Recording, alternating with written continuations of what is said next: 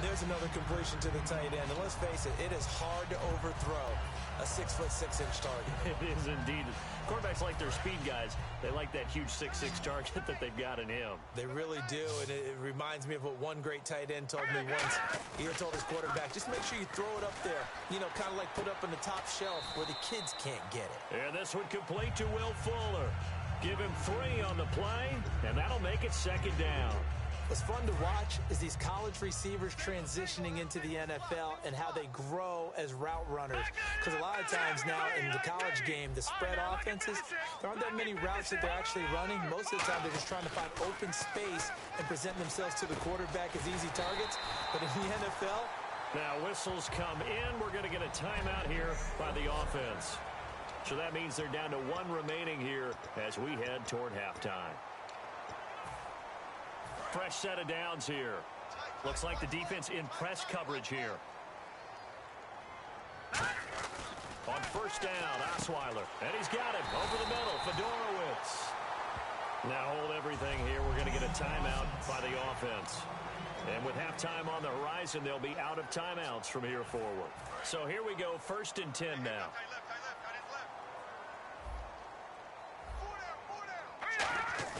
Now a play fake here on 1st down.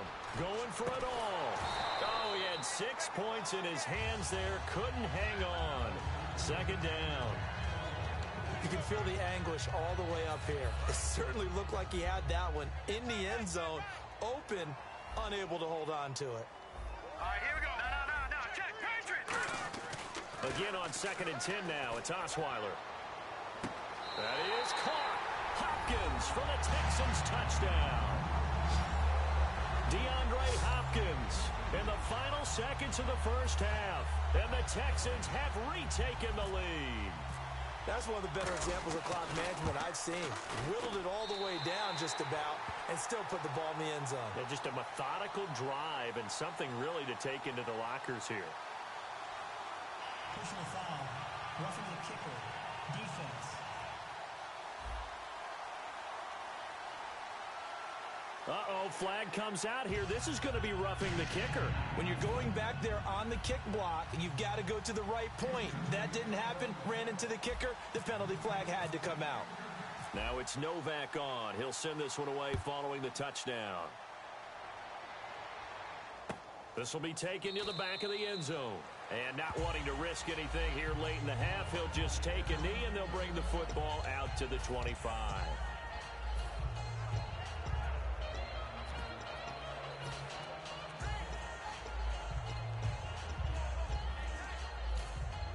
And you see the clock almost empty, so this is likely the last play in the 2nd quarter.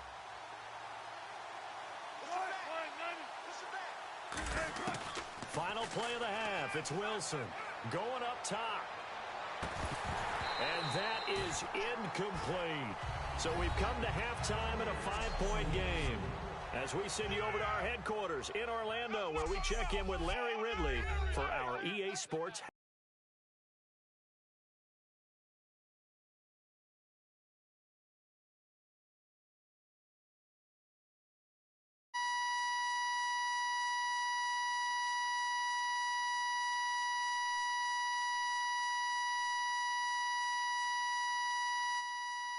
So here we go. Let's take a look at some of the highlights from the 1st half.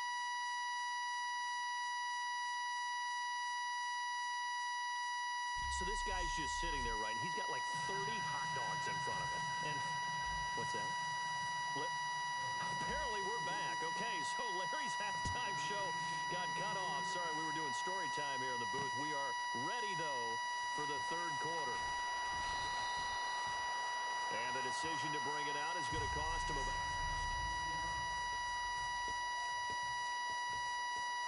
And now out comes Houston. They have the lead. Now they'll be looking to extend that lead. And this is where I enjoy talking about one of my favorite subjects, tendency breakers, or counters as I also like to call them. You've done things in a certain way in the 1st half, and they've had the ability to see what you've done. They're going to make their adjustments. So guess what? You adjust yourself and try and stay ahead of the pace because you are looking for some separation in this ball game. The adjustment to the adjustment. Without a doubt. Show them one thing, hit them with something else. Let's go. time in the pocket. Caught left side, Hopkins. And he'll get this up to the 30-yard line. They got 18 yards out of that one, and it gets him a new set of downs. We always admire guys with arm strength, don't we? Whether it's misplaced or not at times. But when you throw a comeback route, you have to have arm strength to complete it, and Brock Osweiler just showed it off. And he'll toss this one incomplete. Seeing no options, he throws it away. Well, you mind if we go off topic for a second? No, let's go. I like to do that randomly. AFC playoff contenders for this year that didn't make it last season. Who do you have that might get in? Well, I think Cincinnati's got to be considered there. Maybe they'd have an offseason that's calm, and they go into this season and try and get back to the playoffs where they've been perennials. How about Denver? Yeah. Remember last year, they didn't have the quarterback to start. Trevor Siemian played pretty well overall, but maybe they can get solidified there and ride that strong defense right back into the playoffs. I'm going to give you a couple a little bit off the pace. Indianapolis cannot afford to squander Andrew Luck, one of the better young quarterbacks in the game. They've got to get back to the playoffs. And Buffalo, brand new head coach, brand new people running the ball club. Let's see if they can figure it out, because I think defensively they can be awfully strong. And you just know when that play call came in, their eyes lit up, because anytime you get a chance to take a big shot downfield, that's a lot of fun, and they missed an opportunity.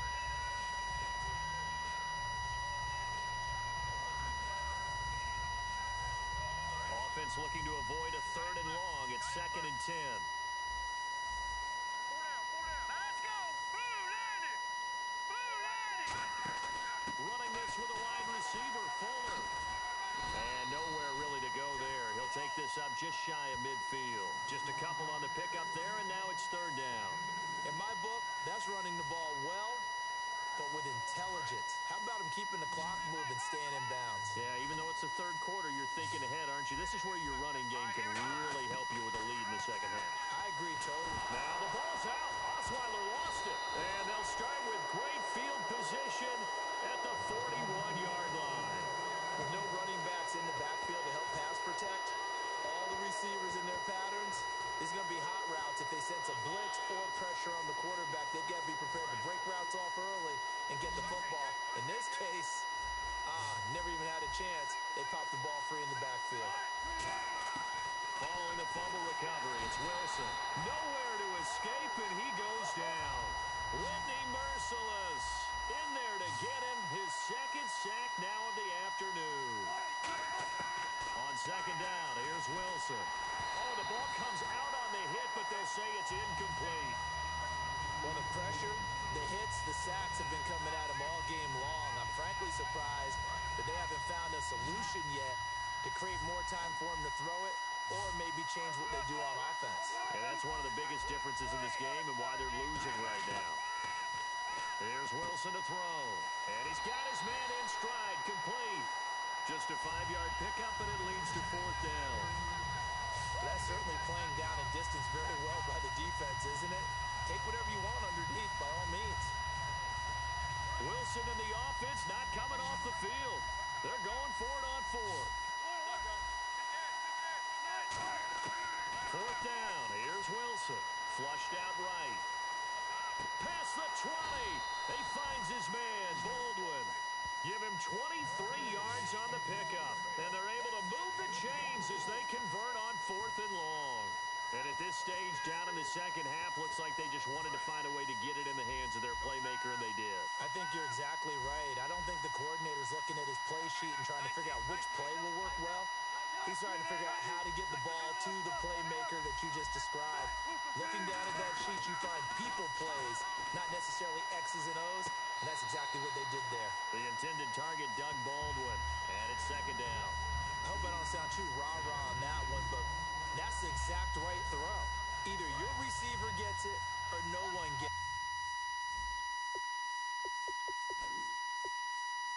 Give him a lot of credit for being really precise. After review of the play, the ruling on the field stands. Well, he challenged the play. It did not pay off. And that means he lost a timeout in that challenge. And as a coach, you hate that. Don't know if you took the advice of the player, you threw it yourself, but it didn't go your way. At the end of the day, it all comes back to the head coach. He has the final determination on whether to actually challenge the play or not. In this case, it didn't pay off for him. And that's got to be so heartbreaking. You throw that flag, you probably feel really confident. And this is intercepted, but they'll say out of bounds. Oh, very close to a turnover there in the end zone. And that is not going to get there. Oh, he missed it short. It's no good. Now let's see. And the offense still out there. They elect to go on 4th and 11.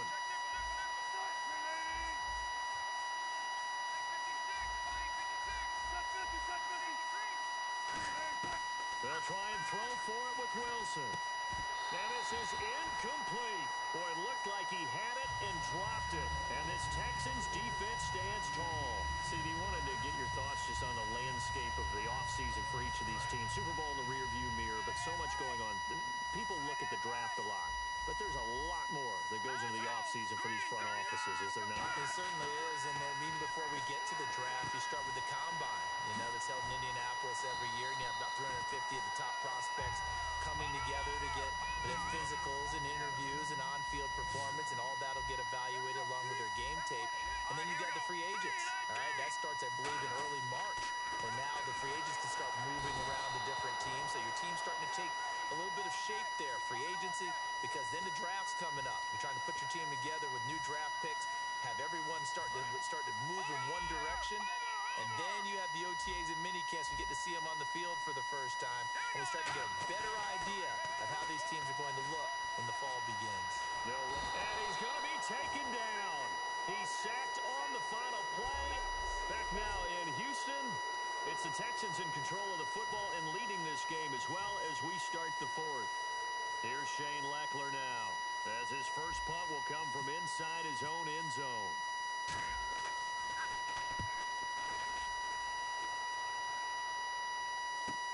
Now it's Lockett.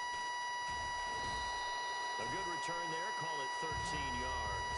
And it'll be Seahawk football, 1st and 10. The Seattle offense now set to come back out on the field. And last time they were very fortunate, this offense. They went for it on 4, turned it over in their own territory, but the other guys held up. They didn't give up any points.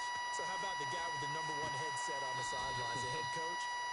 That was planned going into it, not necessarily to not get the first down or to have the defense have to hold up. But he trusted his defense. Trusted his defense very much, and I think that's how he's going to play this game. Go for it, be aggressive, because I've got the wild bunch backing me up over here on my own side. And we'll see what his offense can do. Sliding out of the pocket. And some space here. 15 yards there on the scramble and a first down. Man, defensively, that hurts. They got him out of his rhythm. They had him hemmed in, but somehow he was able to tuck it away and get away for a gain.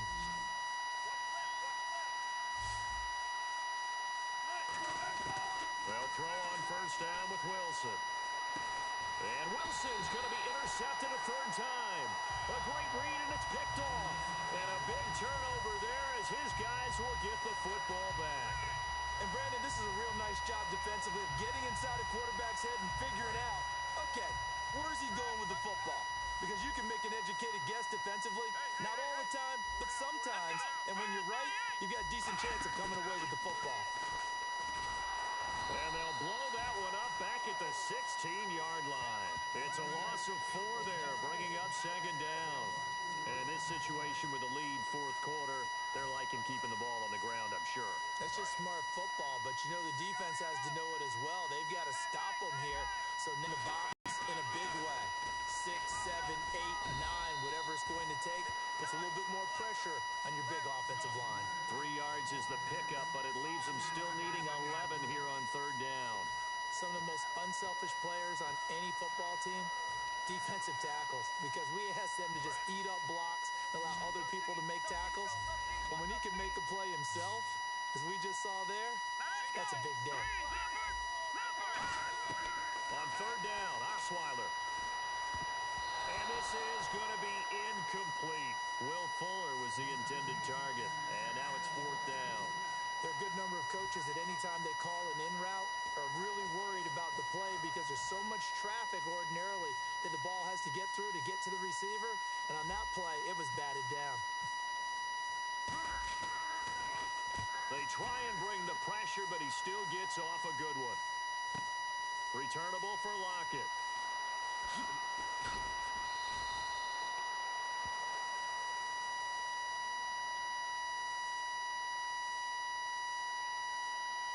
Personal foul. Roughing the kicker. Defense. Oh, and you just can't do that. 15 yards on the roughing the kicker call. Absolutely inexcusable. The kicker's in a defenseless position, and he just gets taken out. So they're leading. They have possession of the football, and certainly this is where they just want to milk the clock. Direct snap this time. Miller. This is the running back. Blue. He lost 9 there. That's really going to set him back for second down. Well, so much for all the time that you spend in practice, because for offensive linemen and running backs to get in sync, that requires a ton of practice time, a ton of watching tape together, a ton of really getting to where you're thinking with one mind on every single play that's called, every single run, because you want to know how your guy's going to block it. They want to know how he's going to run it, what kind of cuts he's going to make, and it's really anticipatory. And when you're really locked in together, you know what he's going to do before he actually does it. On this play, that didn't happen at all, and that turned into a big loss. Third and long. It's Osweiler. Oh, there's that man again. It's complete. It's a 15-yard pickup, but it'll lead to a fourth down.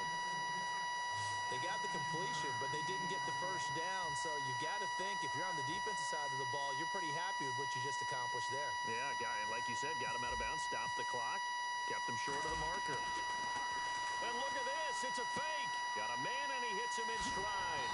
And the fake will work. He's going to have a first down. That'll be a gain of 16. And on fourth down, they're able to convert and move the sticks. Okay, that was a fake punt, and it was successful. Throwing the football, I know you threw the football in your past off of a fake. Yeah, but unsuccessful back in my high school days. Old Tim Jones dropped it, hit him right in the numbers. But I'll tell you what, these guys, they love this opportunity, don't they? A chance to get involved. They certainly do, and many of them were quarterbacks or big-time players when they were in high school and college. So to get back doing what they did before, always fun. So it's Texans football as we welcome you back. And let's see what they've come up with offensively after having time to talk it over. And now they'll try the end around. And the play goes nowhere. Losing yardage back near the 40 at the 39. It's a loss of 2, now third down. Well, good luck there as a ball carrier. You get handed that football, look up, oh, there's a big D tackle ready to swallow you whole for a loss. Yeah, you kind of count on your guys to give you at least a little bit of time, a little bit of space to try and maneuver, but not on that one. And when you have a defensive tackle who is that... And this is caught. And that could seal it. It's a touchdown. Well, it'd be real easy to say that they are firmly in control right now, but I'm looking at your face and I'm thinking I've got to be careful with that. Well, it's a 2-score game. You're inside of 2 minutes. I think you can breathe relatively easily now. Yeah, you can, but still, you got to stay vigilant. Can't give up anything cheap and easy. That could put you in some jeopardy.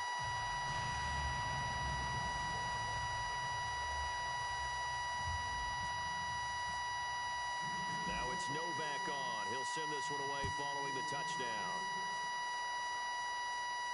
This will be taken to the back of the end zone. And he'll probably wish he reconsidered here. It'll cost him 10 yards now with a new rule as he's down at the 15-yard line. Illegal block in the back. Return team.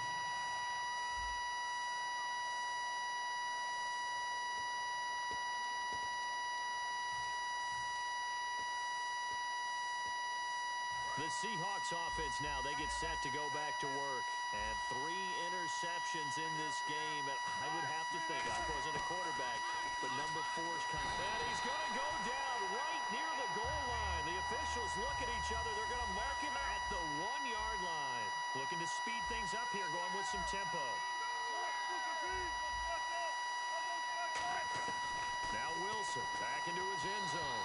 And his throw's going to be incomplete.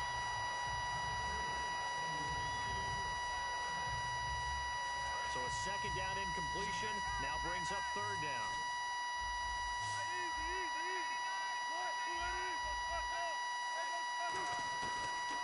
from his end zone on 3rd and long. It's caught outright by Graham. It'll be a gain of 12, but it will also lead to 4th down. And they're indeed going to go for it here on 4th down. So trailing here in the last quarter, let's see how this plays out. Here we go. It's Wilson on 4th down. Now a desperation throw deep downfield. They had to go for it with such little time remaining, and the Texans are going to win the football game. So with that, we can just about close the book on this one, Charles. Yeah, what's the old expression about slim and none? Well, Slim just left town on that They're one. down to none. Yes, exactly right. And the Texans set to come onto the field. After the penalty, it's Miller. And he's going to work this one down to about the 5. A good run there on 1st down, and it'll leave them with a 2nd and 2. And the offense moving quickly to the line. On 2nd down, here's Miller. And he's in for the score. Touchdown, Texans. Lamar Miller, his 2nd touchdown of the afternoon. And the Texans will extend their lead. And to me, that touchdown allows you to start grinning widely on your sideline. I think they pretty much locked this one away. Yeah, that's the clincher, the proverbial icing on the cake, if you will. Partner, that type of a lead, and they're going to fake it from the 15 to try and pick up a 2-point play instead of kicking it through the post. Come on, man. Put that in mothballs. Come on. What? Come on. Don't do that. Put that in mothballs. Yeah, preserve that for it. That's an ancient relic. Faking it. I can understand you want to rub it in a little. You fake it when he snapped it from the 3.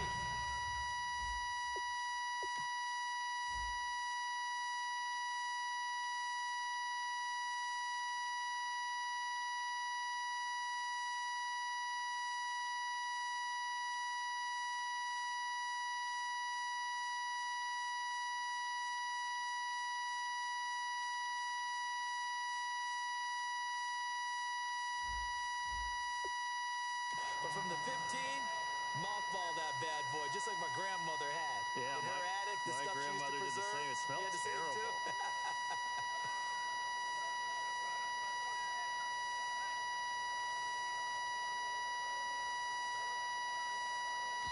And now the Texans are going to stop it as they signal for a timeout. It's just their first. They've got 2 more to use here in the final stages.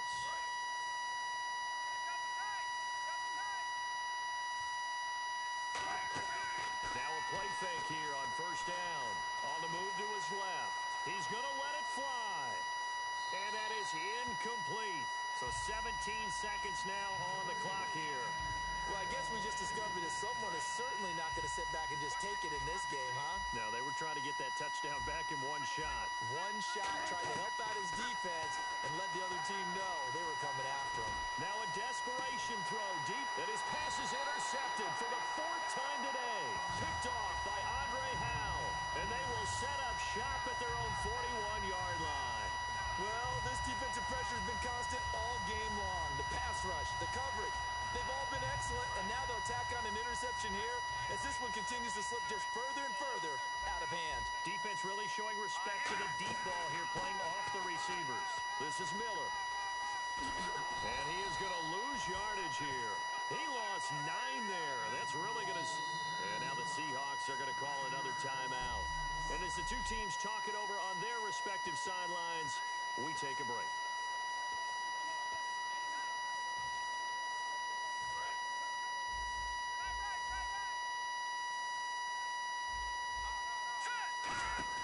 They'll run the option left. And he'll get up to the 43-yard line.